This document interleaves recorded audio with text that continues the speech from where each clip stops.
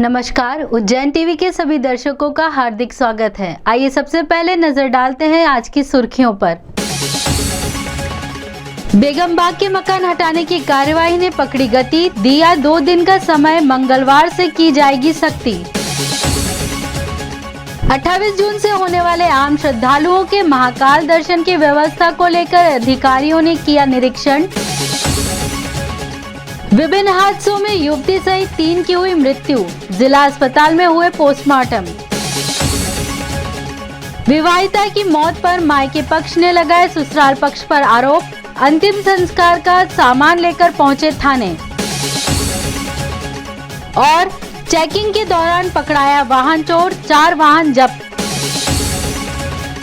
महाकाल विस्तारीकरण कार्य के अंतर्गत बेगम बाग में मुआवजा प्राप्त रहवासियों के मकान हटाने पहुंचा प्रशासनिक दल। महाकाल मंदिर परिसर विस्तारीकरण योजना के तहत भारत माता मंदिर के आसपास स्थित मकानों को रहवासियों द्वारा स्वेच्छा से मुआवजा लेकर तोड़ने की समय सीमा पूरी होने जा रही है। प्रशासन द्वारा 20 लोगों का मुआवजा उनके बैंक खातों में डाल दिया गया है। उन मकानों को तोड़ने भारी पुलिस बल व QRF फोर्स के साथ प्रशासन व नगर निगम की टीम बेगम बाग महाराजवाड़ा स्कूल मैदान पहुंची। प्रशासन के अधिकारियों द्वारा की जा रही कार्यवाही का यहां के कुछ ऐसे रहवासियों ने भी विरोध किया जिनके खातों में मुआवजा राशि प्रशासन द्वारा जमा कर दी गई थी। लोगों का कहना था कि हमारे पास रहने का वैकल्पिक स्थान या किराए का मकान नहीं है, मात्र 3 लाख रुपए का मुआवजा लेकर कहां रहने जाएं। देखो साहब, हम गरीब बस्ती रहती है यहाँ की जगह, सब मेहनत मजदूरी हिमाली करते हैं, बिलदारी करते हैं। कोई के मतलब नौकरी वाला इंसान नहीं है, ठेला चलाता है, हिमाली करता है। और 86 से रह रहे हैं हम यहाँ, 86 से, है ना। तो इसमें क्या, लोगों ने कोई कच्चे मकान बनाए, कोई ने पक्के बना लिए, ठीक है। अब ये सब पढ़े लिखे तो है ही नहीं, सब मजदूर लोग हैं, कोई समझदार भी नहीं है। अब गवर्नमेंट चाह रही है कि अतिक्रमण में आ रहा है, ठीक है। अतिक्रमण का मतलब होता है कि सरकारी ज़मीन पे आपने मकान बना लिए। अब गवर्नमेंट, सुप्रीम कोर्ट ने तो बोल दिया कि ये 500 मीटर के दायरे में जो भी अतिक्रमण जगह आती है पट्टे वाली, वो पहले हटा रहे हैं, उन्होंने बोला सुप्रीम कोर्ट ने, ठीक है। अब सुप्रीम कोर्ट ने बोल दिया, अब जनता की डिमांड रहती है कि हाँ साहब, हमको 3 लाख में लेटरिन बाथरूम भी नहीं बनती, 3 लाख रुपए में लेटरिन बाथरूम भी नहीं बनती आज के। डिमांड सर ये है कि या तो फिर हम तो पहली बात तो हम यहाँ से जाना चाहते नहीं है, हम यहीं रहना चाहते हैं कि हमारा काम धंधा यहाँ पर है। दूसरा, अगर सरकार को ज़मीन की ज़रूरत है तो फिर हमें इतना मुआवजा दिया जाए जो महाकाल वालों को दिया जा रहा है, ठीक है, महाकाल वालों को दिया जा रहा है। SDM संजीव साहू ने बताया कि बेगम बाग क्षेत्र के कुल 250 मकान हटेंगे। फिलहाल 35 लोगों ने स्वेच्छा से मकान तोड़ने और मुआवजा लेने की सहमति दी थी। इसमें से 20 लोगों के बैंक खाते में मुआवजा राशि ट्रांसफर कर दी गई। उन्हीं 20 मकानों को तोड़ने की कार्रवाई की जा रही है। नगर निगम द्वारा 3 मकानों को तोड़ा गया, जबकि कुछ लोग अपने घरों से सामान निकालते रहे। कार्यवाही के दौरान ADM, SDM, CSP सहित अलग अलग थानों के प्रभारी और QRF की टीम मौजूद रही। जैसे महाकाल मंदिर विस्तारीकरण की योजना है और उसके संबंध में कलेक्टर महोदय के कल निर्देश प्राप्त हुए थे, तो कल से ये हम यहाँ मकान हटाने की कार्रवाई कर रहे हैं। इसमें जो लगभग 250 परिवारों के आसपास है, उनको जो है 3-3 लाख रुपए देने का जो है प्रावधान किया गया है। तो उसी के तहत जो है 20 लोगों ने यहाँ जो पैसे ले लिए थे, उनके मकान हटाने की कार्रवाई कल से चल रही है। 10 लोगों के कल मकान हमने हटाए थे, 6-7-10 लोगों के मकान हम हटा रहे हैं। और इसके बाद हम बाकी जो लोग हैं उनसे यही अनुरोध कर रहे हैं कि सोमवार तक हमको सभी लोग अपने खाते दे दें, ताकि हम उनके खाते में पैसे ट्रांसफ़र करें और मंगलवार से हम जो है उसको पूर्ण रूप से हटाने की कार्रवाई करेंगे। लॉकडाउन से लॉक विश्व प्रसिद्ध महाकालेश्वर मंदिर 28 जून से श्रद्धालुओं के लिए किया जाएगा अनलॉक।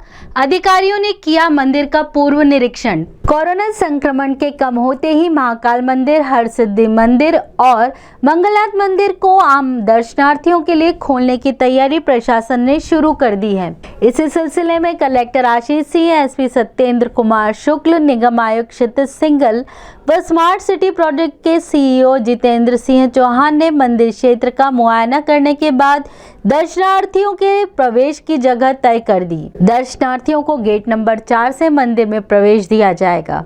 इसी गेट के पास से ही निकासी की व्यवस्था होगी। नंदीगृह एवं गर्भगृह में प्रवेश पूरी तरह बंद रहेंगे।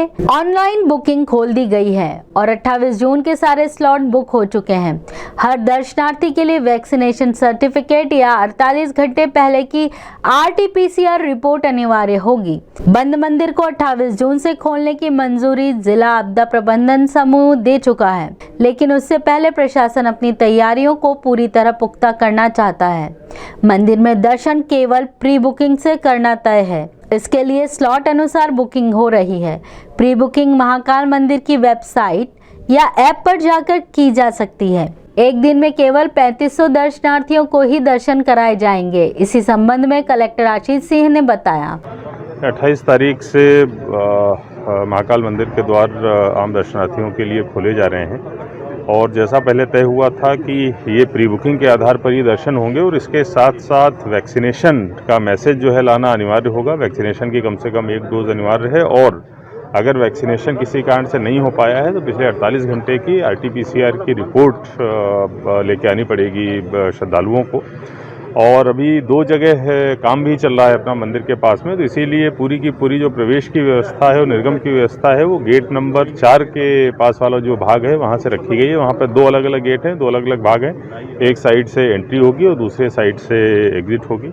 मैं सभी लोगों से अपील करता हूँ कृपया असुविधा से बचने के लिए प्री बुकिंग के साथ में ही आएँ और वैक्सीनेशन की कम से कम 1 डोज लगवा के जरूर है, जिससे कि यहाँ पर उनको आके असुविधा का सामना न करना पड़े। अलग अलग घटनाओं में एक महिला सहित 3 लोग हो गए काल कलवित, जिनके शव पोस्टमार्टम हेतु लाए गए जिला अस्पताल। अवंतीपुरा क्षेत्र में कुंड की गली निवासी 15 वर्षीय युवती रिया पिता अनिल शर्मा की करंट लगने से मृत्यु हो गई।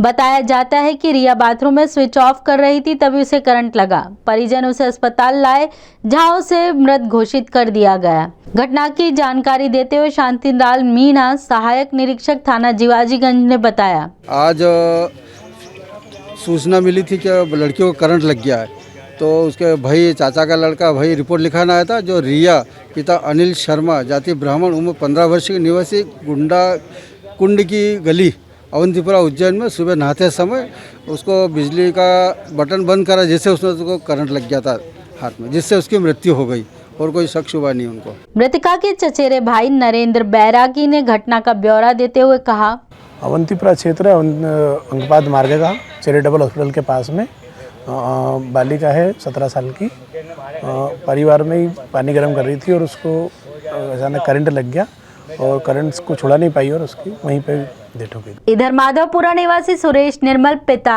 भगवान लाल पवासा के समीप रेलवे ट्रैक पर कटा हुआ मिला। 34 वर्षीय सुरेश की मृत्यु का कारण अभी स्पष्ट नहीं है। इस बाबत थाना पवासा के आरक्षक कालीचरण सिंह ने बताया, ये माधवपुरा के पास पवासा के पास में ट्रेन पे कटा हुआ मिला है रेलवे ट्रैक पे। इसका नाम है सुरेश निर्मल पिता भगवान लाल, 34 साल उम्र बताई है। कहाँ का रहने वाला है ये? माधोपुरा का ही रहने वाला है। कितनी उम्र होगी? इसकी उम्र करीब 34-35 साल बताई लगभग। थाना माकड़ोन अंतर्गत गांव ठुकराल निवासी राम प्रसाद पिता इंद्र सिंह चौधरी दुर्घटनाग्रस्त होकर उज्जैन के एक निजी अस्पताल में भर्ती था, जहां इलाज के दौरान उसका निधन हो गया। घटना की जानकारी देते हुए माधवनगर थाना ASI RS आहूलिया ने बताया, एक्सीडेंट का मामला है। मृतक है राम प्रसाद चौधरी, पिता का नाम इंद्र सिंह चौधरी, ये टुकराल का रहने वाला है, थाना पड़ता है माकड़ोन। अभी एक्सीडेंट हुआ था इसका। एक्सीडेंट के दौरान SS अस्पताल में इसका इलाज चल रहा था। इलाज के दौरान आज इसकी मृत्यु हुई और यहाँ टीम करवाने के लिए लाए हैं। महिला की मृत्यु के बाद हुए विवाद में मायके पक्ष ने लगाया मारपीट का आरोप। अंतिम संस्कार को लेकर भी हुई विवाद की स्थिति।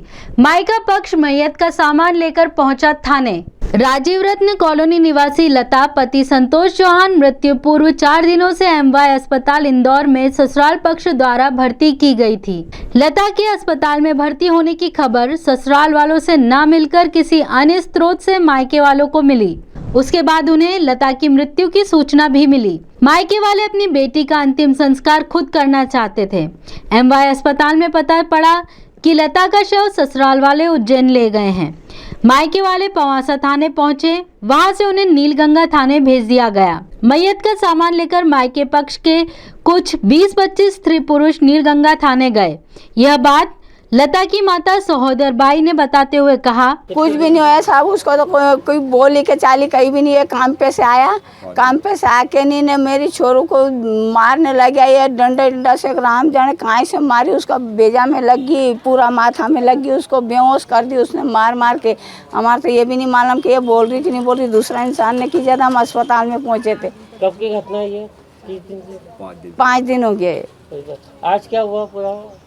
आज हम गए, जब तक उनने जला दी, हमारे जवाब ही नहीं दिया, उनने जला दी घर तक। नीलगंगा थाने के टीआई रविंद्र यादव ने बताया कि एमवाय अस्पताल में लता के शव का पोस्टमार्टम कर शव ससुराल पक्ष को सौंप दिया गया था। परिजनों को ये जानकारी लगी थी कि जो है डेथ होने के बाद जो उनका ससुराल पक्ष और मायके पक्ष, इसमें जो है दोनों ही पक्षों में उसके अंतिम संस्कार को लेकर विवाद कर रहे थे। मायका पक्ष कह रहा था कि हम अंतिम संस्कार करेंगे, जबकि इनका कहना था कि हम अंतिम संस्कार करेंगे। उनको हम लोगों ने समझाया कि भाई देखिए कोविड का नियम है, दोनों लोग मिलकर जो नियमानुसार है उसको जो है आप लोग कर लें। और इस चीज़ को हम लोगों ने तथ्यात्मक रूप से समझा भी दिया है और उसका महिला का पोस्टमार्टम वगैरह भी हो गया।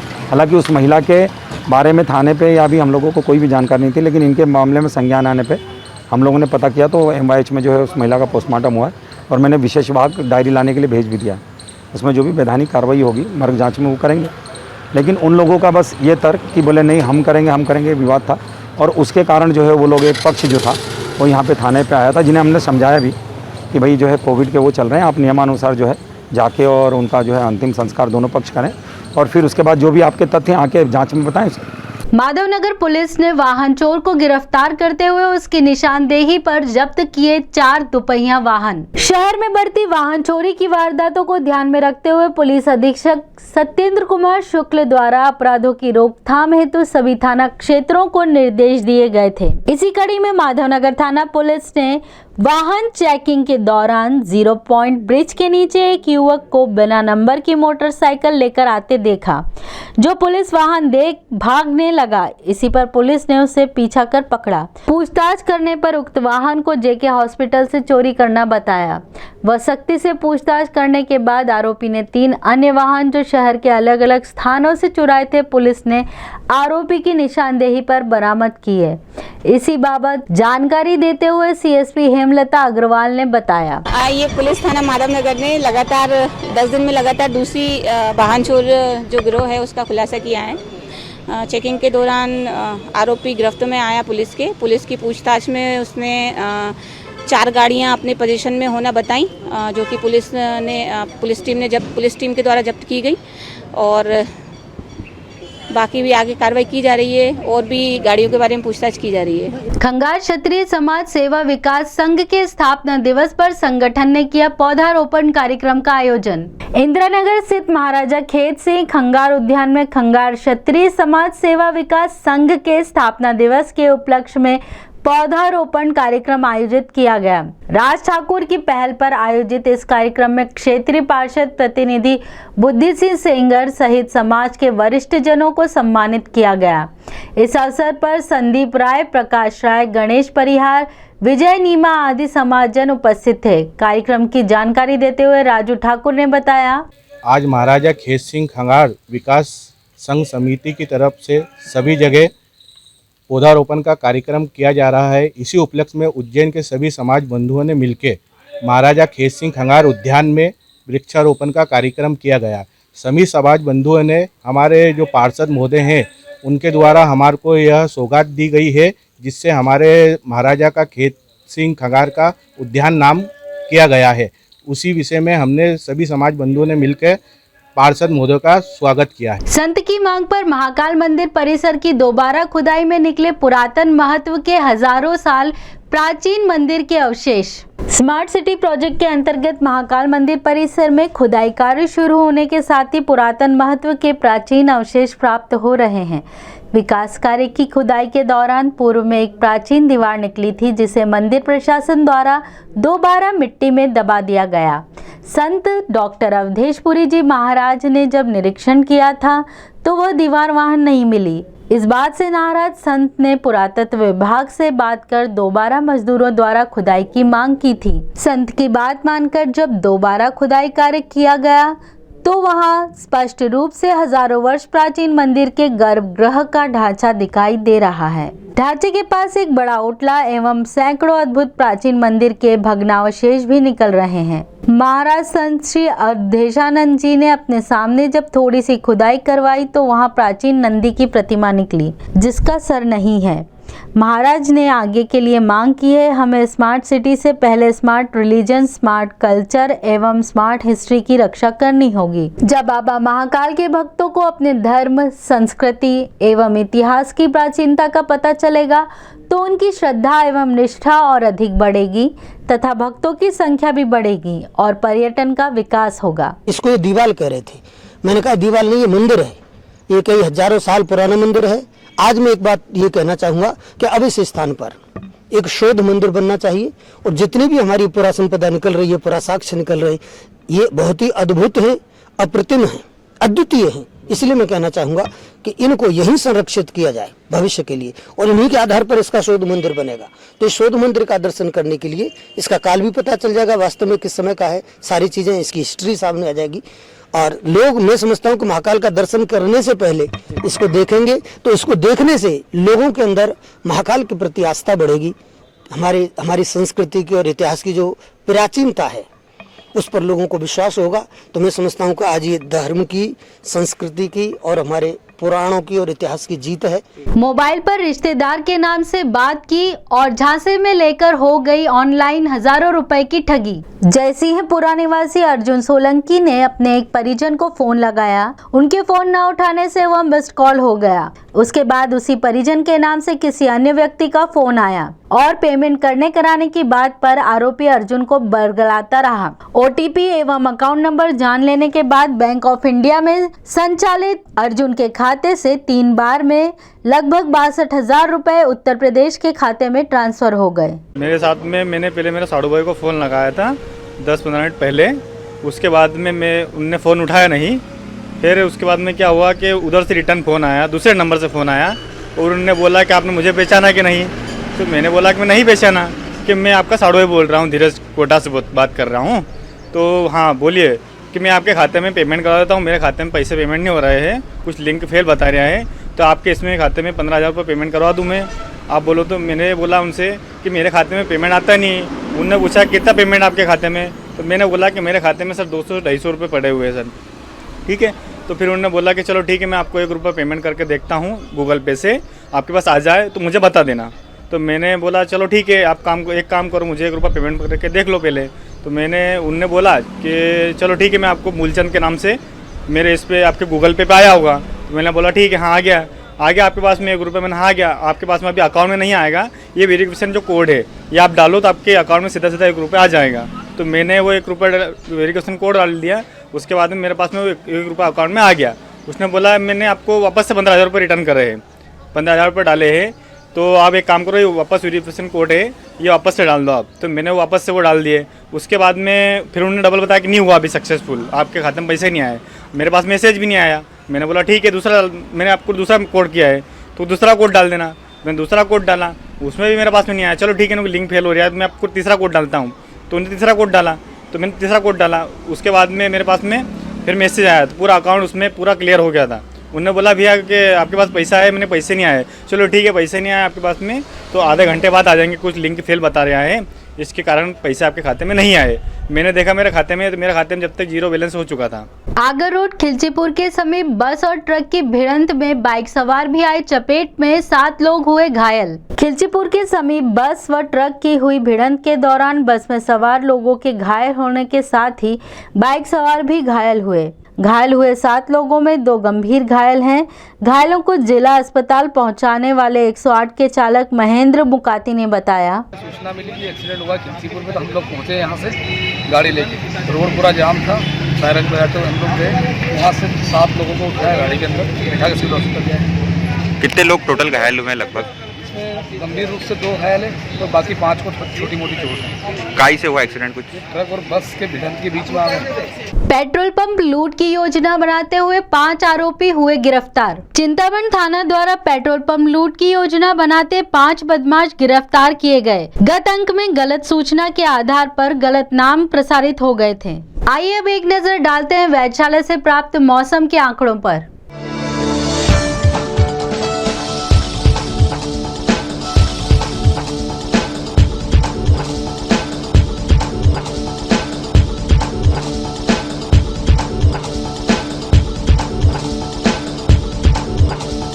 अंत में मुख्य समाचार एक बार फिर।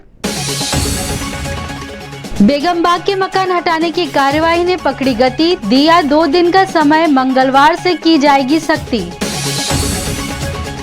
28 जून से होने वाले आम श्रद्धालुओं के महाकाल दर्शन की व्यवस्था को लेकर अधिकारियों ने किया निरीक्षण।